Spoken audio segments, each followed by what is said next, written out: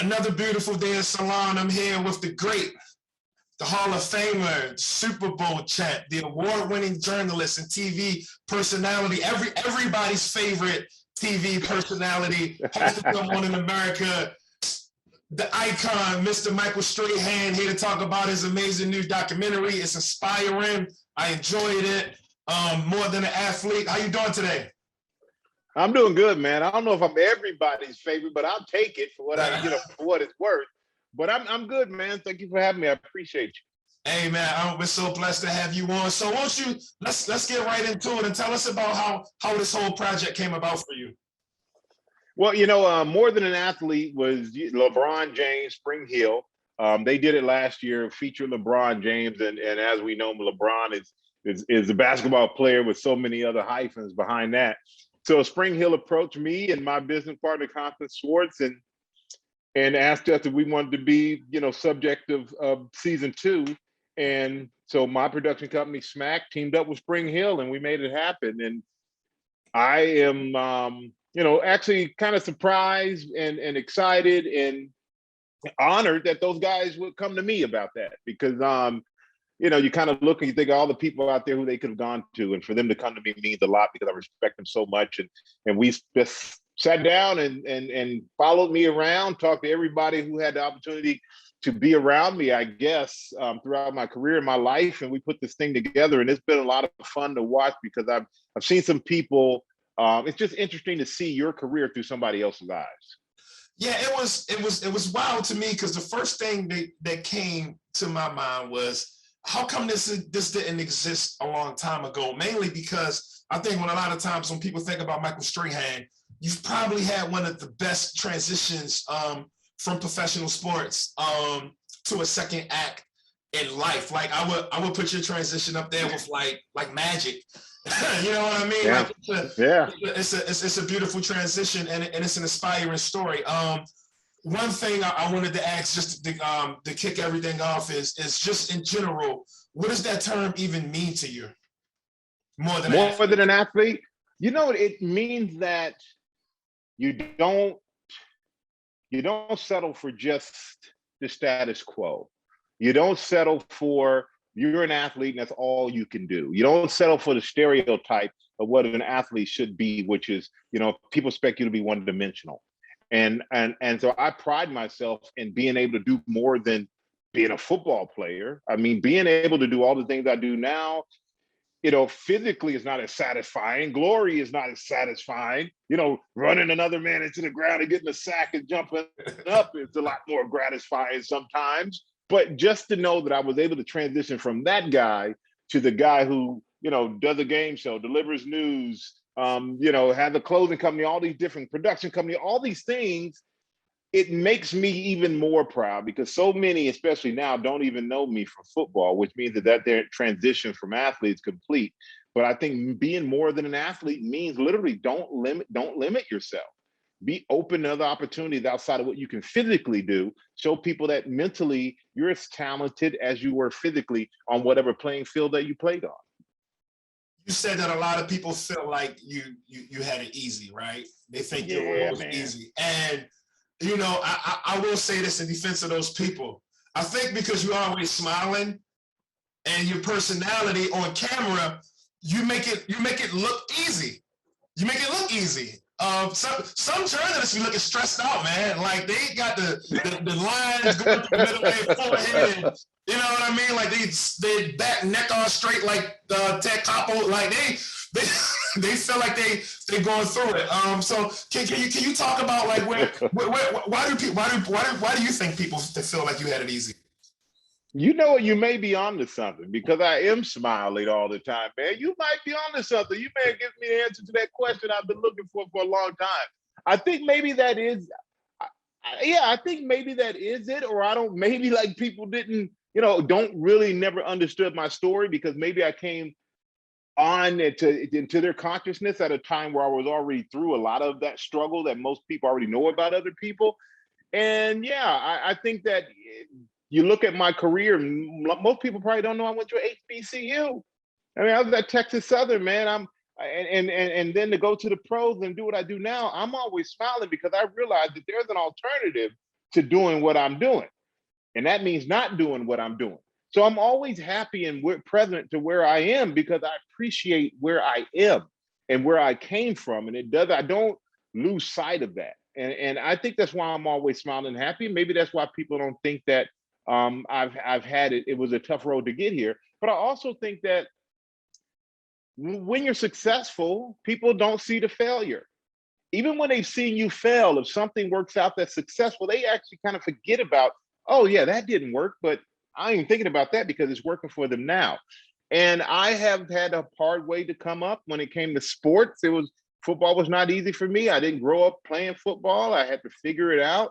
I moved to this New York City where, you can either you sink or swim. You get swallowed up by the belly of the beast in New York. And I was able to, be up, stay afloat here.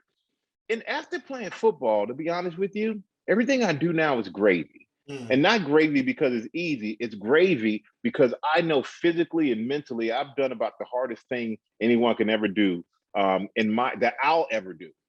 So everything I do now is just a blessing. Like I'm excited and I'm happy. And I just hope people watch this and understand that it wasn't always easy, but not necessarily just to watch me, but to understand within their lives that there are going to be some challenges too. You're going to be in a place where you hope to get somewhere and you can see it down the road. The key is when you see it down the road, don't give up on that dream tomorrow. Stay there until that dream happens in a year, in 2 years, in 5 years, in 10 years. And I think a lot of people are too short-sighted to see that. So hopefully my story will show them that short-sightedness doesn't get you where you want to go. You gotta have a long-term plan. New York is a beast, man. I was in New York all last week, and when I tell you, it's like the money evaporates from your pocket. Like, I don't even know where it goes at. Like, when I'm in New York, I'm walking up and down the street. I have to literally squeeze both of my pockets to make sure the money stay. Like, I can bring enough back home. Well, that's on you, man. That means you're living good. You're having a good time in New York. That's the problem. So I was talking to a young guy the other day, a musician, and he kept saying he's self-made, he's self-made, he's self-made. And then the first time he said it, I kind of ignored it. But then around the 8th time, I had to stop him, and I said, "Well, self-made, like you had parents, right? Didn't they contribute? Nobody does everything alone. Everybody has people." And one of the things I loved about your story that stuck out so most is that you talk about the people who helped you along the way. You talk about the friends and the family members and, different situations where you were where people poured into you to help you get where you are. Can you talk about this obsession with like all of these young kids talking about they self-made, they did it on their own, and how that's not a real thing? Well, I think that one thing that is, I don't know if it's taught or if it's just innate or if you learn it, is humility. And I think being humble about where you are and what you have and what your life is, but also understanding that there's no way you got there by yourself. There was someone along the way. You may have had a hard road to get there. You may have had to endure when a lot of people never had to endure, but you didn't do it by yourself. So I am very aware that I didn't do this by myself. Yeah, did I go train for football? Did I run around the field? Did I make plays? Yeah, but I had 10 other guys out there with me who were occupying other guys so that I was able to do that. Away from football, I had coaches who encouraged me. I had business partner my best friend who encouraged me. I had Jay and Ian, these guys who every day throughout my life where I'm struggling or something going wrong, they're the ones who say, hey, pick it up, stop feeling sorry for yourself. I had my dad, the most influential person, my mom and my dad, two people, most influential people who believed in me when no one else did. So you always have somebody who's helping you. I am not self-made. I am made in a piece of many people. And when I say that, I mean the people that I know personally who helped me through my life. And I'm made in a lot of ways from a lot of people that I don't even know, people that I admired, the way that they carried themselves, the way that they behaved, the way that I saw that they handled pressure, the way that they handled other people, people in my business that I look at and see how they operate and go, that's the way you're supposed to operate in this business. I am a part of them, even though they may not know it. So none of us are self-made. We all have somebody who's helped us along the way, even if they know it or we realize it. Earlier, you talked about going to a HBCU. And of course, as an athlete, you are a great HBCU success story. And now we're finally starting to see more players, some of the top players go to HBCUs. What do you think it's going to take to make that shift? I think, we have Deion Sanders who went to Jackson State. Eddie George is at Tennessee State. I think it's taking a lot of known players who've made their career in football or basketball or baseball, whatever it may be, to go back to these schools and attract the top talent, because these kids want to see someone that they've admired or someone that they've seen on TV who's had success. If you could have that person literally looking at you every day and coaching you and telling you the good, the bad, and the ugly, and inspiring you, that's going to make it attractive. And you don't have to go, and I'm proof of that. You don't have to go to a Big Ten school, an Ivy, or an Ivy League school to be successful, or one of these colleges that you see on TV every day to be successful. We played on BET once in 4 years when I was at TSU, man. BET once. BET not even known for football, but that was a highlight for me. And I still think back to that day like it was yesterday. But just to know that you can be successful wherever you are, as long as you put in the work, these scouts will find you. And I love, we all talk about, being prideful about being Black and supporting, being African American. But when it really comes down to the nitty gritty, a lot of the times we run from that responsibility. And not that you're responsible to a school or HBCU, but if you have an opportunity to support an HBCU, do your best to support them. That's all I ask for. And for these kids, I understand the pressure of having to go or thinking you have to go to a larger program, but it's been proven that you don't have to in order to be successful in sports after. Yeah, I hope it continues, because the schools, they benefit so much. Everything from getting that TV time to even think about it. Like Deion Sanders, Jackson State's on ESPN, man. I'm like, I don't have to go to ESPN 25. I can go to ESPN without all the numbers behind it. That's a major achievement, big achievement. Yeah, Deion, he returned in the locker room. Sometimes I think he want to put the jersey back on in the locker room. Hey, right. Oh, Deion, trust me, Deion will tell you he can put that jersey on. Deion will stub his toe, man. He'll be out. Deion's not running anybody down anymore. Are you more famous from GMA, or are you more famous from playing for the Giants? Different types of fame. There's football fame where you walk down the street and every man and young kid you see, hey, Michael, how about the Giants? Thank you for that Super Bowl. Then there is GMA famous, which is walking into a grocery store, going into a mom and pop, being in the middle of nowhere, and you walk into a place and they go, oh my God, that's GMA famous. So I would probably say post-football famous more than football famous. Football, you got on the helmet. So only so many people watch football, but GMA in the game shows, and when I was doing Live with Kelly, that just kind of opened up in a completely different world, where it was more mainstream. You can teach a class on life after football. Yeah. I like helping guys though, man. I gotta say, I do like helping these young kids, the young cats. I call them kids, but they're young adults. But I like helping these guys, man. I want these guys to be successful, and I want them to understand that for the more that I do what I do, and the more guys who develop things outside of just sports, the better it is for all of us. So there's a room for all of us. Now, my only ask for these young guys is that become great at what your primary job is. Don't lose sight of what your primary job is. And if you're an athlete right now, your primary job is to be a great athlete. Now, while you're being a great athlete in your primary, you can work on your secondary businesses or your secondary jobs, or go and intern somewhere, learn. Being an athlete will get you in the room, but being qualified and smart and understanding about what you're in the room for will keep you there. So don't have your name just get you in the room so that the guy who can invite you in can take a picture and go home and show his boys and his kids to say he took a picture with you. Go in the room and show that you belong there, and you should stay in that room. And that's how you build a career after sports. As an athlete, you learn a lot on the field. You learn a lot from watching film. You constantly condition and train.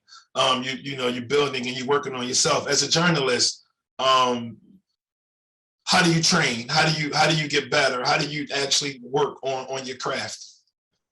A lot of reading, and you have to do the one thing that I hate, watch yourself sometimes.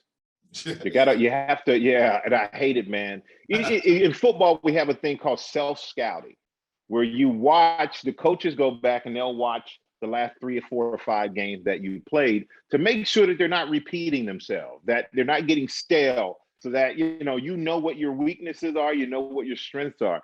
And that's what you have to do in television as well. I need to know what my strengths are, what my weaknesses are, what I need to work on, and work on the weaknesses. Don't always work on your strengths, because you can do that.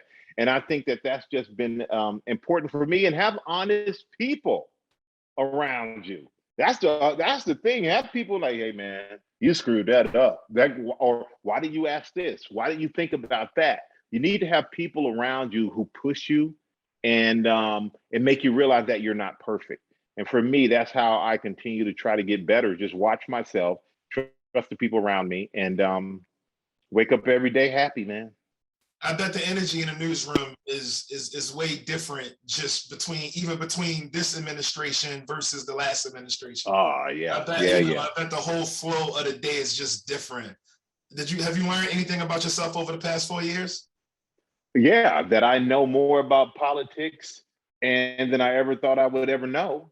I know more about politics and what's going on in the government and policies than I've ever known in my life. And I attribute that to GMA, because you have to be well-rounded to be on that show. You need to know a lot about a lot of things. And I'm sitting right next to George Stephanopoulos. So it's like, right. I got a great resource there. I got Robin sitting there as a resource. So why not use them and ask them questions? Because they've been at this a lot longer than I have. And I'm not shy to do that. So I've learned a lot about myself in terms of just how much I can take in and how much I can expand on what I know. Because you think you know a lot until you do a job like this, and you realize that your world can be really narrow. It's really opened up my world, opened up my eyes to a lot bigger platform. Something, a place as big as GMA, you're gonna have the task to cover some of the crazy things that we might not always want to cover, because it's just, everybody watches it. It is so big. Me being a writer and just getting the opportunity to kind of float around and write about things that inspire me. I just remember maybe like the second year in the Trump's presidency, I was like, yo, fuck this. I'm not writing about that no more. Like, the jokes are gone, the energy's not there. I'm just gonna pivot and slide in a different direction. But I definitely feel like you guys just did a great job at just showing everything. Like, I think and bringing like a good energy, something for us to look forward to early in the morning. It's tough though. It's tough because with politics, you're not gonna make everybody happy. You know what I'm saying? So you're gonna have one side that doesn't like this about your program, and one side that doesn't like that about your program. And one's gonna be happy, one's not going to be. But I think all you can do is tell the truth, and let people decide for themselves. And I think that's what we do at GMA. We just tell the truth of what's right in front of us.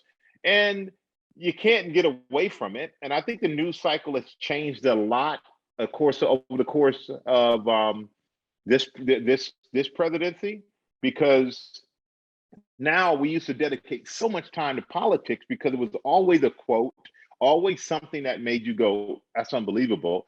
And now it's settled down, kind of like what it used to be, where politics gets a smaller chunk, and then we go on with what's happening around the country and the world. So I think the vibe has changed. I think it's a lot, not saying easier news cycle, but it's a lot more manageable emotionally news cycle. Yeah, you guys are doing a great job. Please tell everyone where they can see the Thank you, man. Where they can see the show. Good Morning America, 7 to 9 a.m. every day on ABC. And $100,000 pyramid. We just had our finale, so no need to shout that out. But next time it comes on next season, make sure you check that out too. And more than an athlete, more than anything, more than an athlete, ESPN Plus. Thank you so much. Have a blessed one. Thank you, brother. Appreciate you, man. Peace.